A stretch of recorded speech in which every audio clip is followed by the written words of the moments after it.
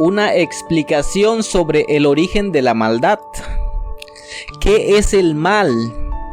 ¿Por qué existe? ¿Por qué Dios lo permite? El día de hoy vamos a tratar de darle respuesta a estas interesantes preguntas. Hay quienes practican la maldad. En el universo creado por Dios, el primer practicante o la primer víctima de la maldad fue Lucifer. Pero la maldad existe, independientemente de si haya quienes la practiquen o no. En otras palabras, aun si Satanás nunca hubiera pecado, la maldad existiera. Dice 1 de Juan 1:5, Dios es luz y no hay ningunas tinieblas en él. Si podemos definir el bien como inherente a Dios o como la luz, el mal o la maldad podrían definirse como todo aquello que no pertenece a Dios. Y así como la luz o el bien o Dios son eternos, la maldad, la oscuridad o todo aquello que no pertenece a Dios también han existido siempre. Solo que en el universo de Dios, mientras nadie había cruzado la línea que separa la luz de las tinieblas, el bien y el mal, todo fue perfecto. Todo fue dicha, todo fue felicidad, porque la dicha y la felicidad son parte del propósito de Dios para cada una de sus criaturas. Y nosotros fuimos creados para ser felices y para ser dichosos. Esa línea que separa todo lo que es de Dios y todo lo que no es de Dios, nosotros lo conocemos como la ley de Dios, que es el principio que rige a todas sus criaturas. Mientras nosotros nos mantengamos dentro de los principios de la ley, permaneceremos dentro del territorio que Dios gobierna. Por nosotros ser criaturas creadas por Dios para recibir todo el bien que Dios ha querido darnos, necesitamos estar dentro de su territorio, donde Él puede alcanzarnos, obviamente. Dice Isaías 59:2, vuestras iniquidades han hecho división entre vosotros y vuestro Dios, y vuestros pecados han hecho ocultar de vosotros su rostro. Aquí podemos darnos cuenta que la Biblia es clara con respecto a que son nuestras iniquidades las que nos separan de Dios. Transgredir la ley de Dios, practicar el pecado, es salirnos del territorio divino. Por lo tanto, es también renunciar a todo lo que Dios nos ofrece. La pregunta es, ¿por qué Dios creó a sus criaturas con la capacidad y libertad para alejarse de Él si así lo desean? Porque esa libertad fue la que hizo posible la rebelión de Lucifer. Y esa libertad es la que hace posible toda la maldad que existe hoy en el mundo. Sin esa libertad no existiera nada de dolor, no existiera nada de sufrimiento, nada de lo malo que hoy vemos. La pregunta es, ¿de verdad era necesario que Dios nos concediera esa libertad? Y la respuesta es sí. ¿Por qué? Hay dos principales razones. La primera de esas dos razones es por el alcance de nuestro desarrollo gracias a esa libertad. Por ejemplo, nuestro mundo está lleno de criaturas a quienes Dios no les concedió esa libertad, ese libre albedrío. Todos los animales son ejemplos de criaturas sin libre albedrío. Son gobernados por instintos, tienen un código que dicta su comportamiento. Si podemos darnos cuenta, la inteligencia que pueden alcanzar esas criaturas es bastante limitada. Ahora yo te pregunto, si tú fueras Dios, ¿te conformarías con criaturas de inteligencia inferior? Yo creo que no. En la actualidad el ser humano ha logrado desarrollar inteligencia artificial, pero son redes neuronales que no pueden aprender por sí solas. Su conocimiento se limita solamente a la información a la que han sido expuestas y más allá de eso no tienen ninguna utilidad. Así que a fin de que el hombre pudiera desarrollar una inteligencia superior, era necesario que el hombre tuviera libre albedrío. El libre albedrío permite un desarrollo de la inteligencia con capacidades prácticamente ilimitadas. Al Dios crearnos para vivir con Él por la eternidad, era necesario que nosotros estuviésemos en constante desarrollo y aprendizaje, cosa que no podríamos lograr sin tener libre albedrío. Pero el desarrollo de las capacidades no es toda la razón por la que nosotros necesitamos el libre albedrío. Hay una razón más, y esa razón es que Dios es amor. Primera de Juan 4:8 dice: el que no ama no ha conocido a Dios, porque Dios es amor. Es importante que entendamos que Dios es amor. Y el amor no es una capacidad que pueda aprenderse. El amor tampoco es un código que pueda programarse. Tampoco es un sentimiento como muchos de nosotros pensamos que es. El amor es un principio. Y no es cualquier principio. Es el principio, base y fundamento del gobierno de Dios. Si nosotros analizamos un poco las escrituras, en Mateos 22, 36 al 40, a Jesús le hicieron una pregunta muy importante. Le dijeron: Maestro, ¿cuál es el gran mandamiento en la ley? Y Jesús les dijo: amarás al Señor tu Dios con todo tu corazón, con toda tu alma y con toda tu mente. Este es el primero y grande mandamiento. Y el segundo es muy similar: amarás a tu prójimo como a ti mismo. De estos dos mandamientos depende toda la ley y los profetas. En otras palabras, del amor depende toda la ley. Todas las enseñanzas de la Biblia tienen su fundamento y tienen su razón de ser en el amor. Si nosotros sacamos el amor de las Escrituras, solo es una letra muerta, sin sentido ni propósito. En 1 Corintios 13:13, el apóstol Pablo dice: y ahora permanecen la fe, la esperanza y el amor. Estos tres, pero el mayor de ellos es el amor. ¿Y cuál es la importancia del amor? ¿Para qué sirve el amor? 1 Corintios 13 del 1 al 3 es bastante revelador en cuanto a la relevancia del amor.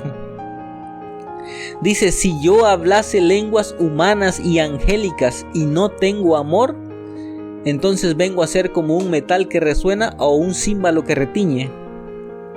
Y si yo tuviese profecía y entendiese todos los misterios y entendiese toda ciencia, y si tuviese toda la fe de tal manera que trasladase los montes, pero no tengo amor, no soy nada, dice el apóstol Pablo.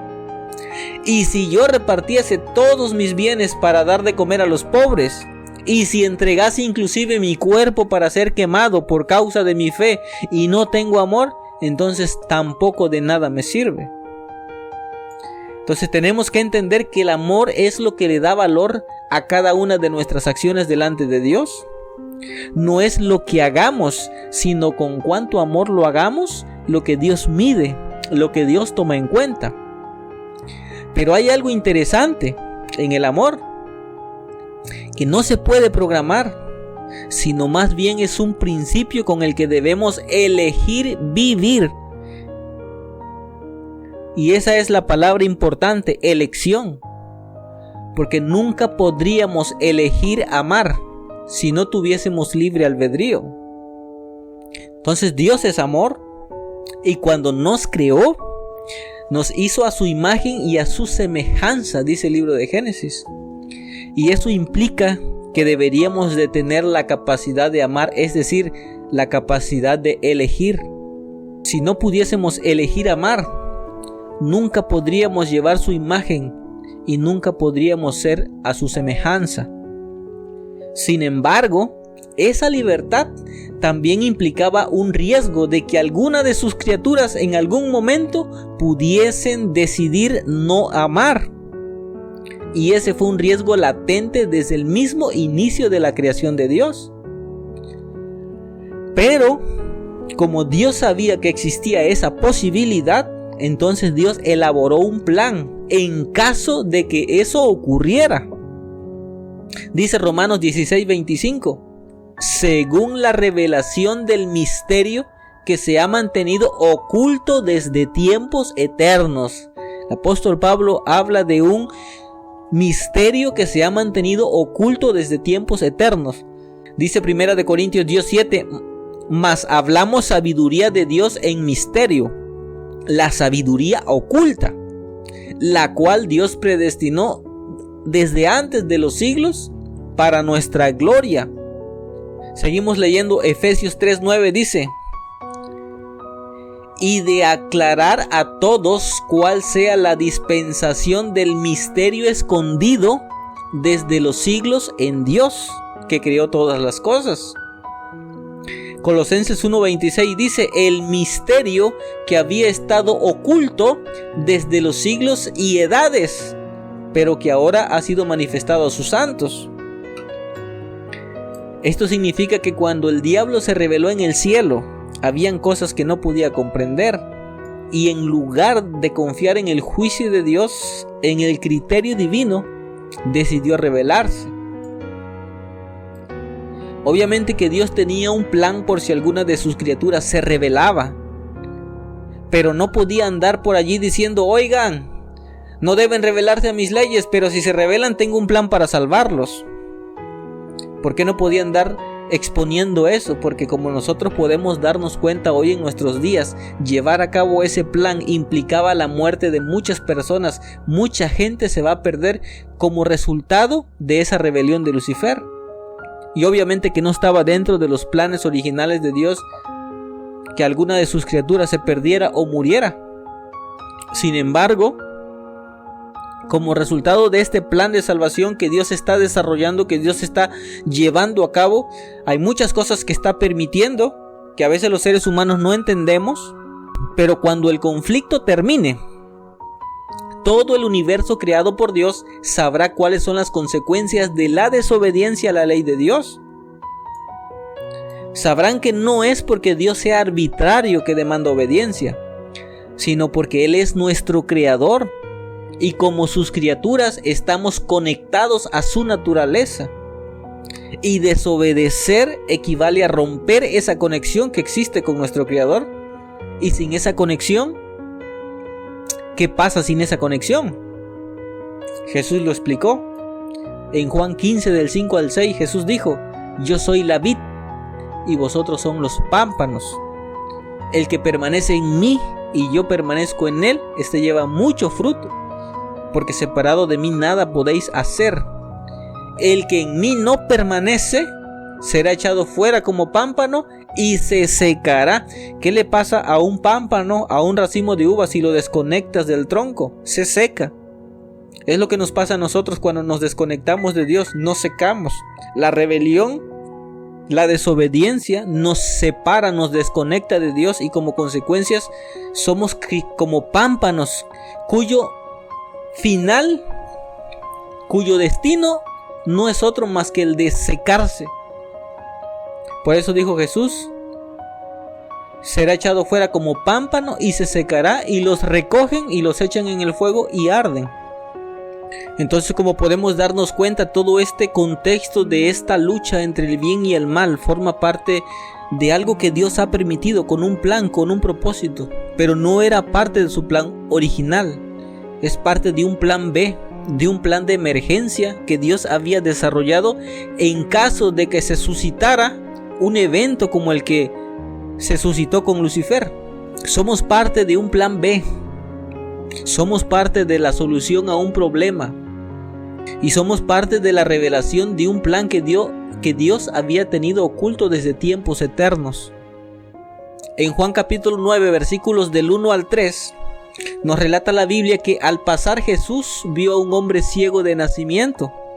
Y sus discípulos le preguntaron, diciendo, Rabí, ¿quién pecó, este o sus padres, para que haya nacido ciego? Es interesante porque a veces nosotros nos preguntamos, ¿Por qué Dios? ¿Por qué ocurrió esto? ¿Por qué Dios lo permitió? Y este tipo de calamidades en el mundo judío se consideraban como un castigo de Dios. Y Jesús hace una respuesta bastante interesante. Jesús respondió: no es que pecó ni sus padres, sino para que las obras de Dios se manifiesten en él. Somos la consecuencia de un plan de eventos que Dios ha permitido que se desarrollen a fin de que las obras de Dios puedan manifestarse. Y siempre habrán cosas que no entendamos, cosas que nos preguntemos. No significa que en este mundo y de este lado de la eternidad vamos a tener todas las respuestas, pero sí podemos tener la certeza de que Dios siempre ha tenido el control de todo. Ningún evento sorprende a Dios o lo agarra desprevenido. Cualquier cosa que acontezca, Dios la ha previsto desde mucho tiempo atrás.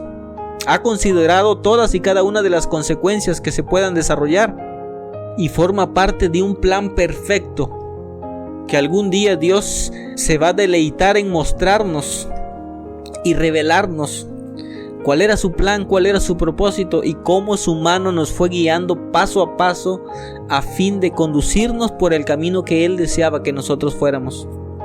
Así que espero que este video te haya ayudado a encontrar algunas respuestas a tus preguntas y nos vemos en el próximo video.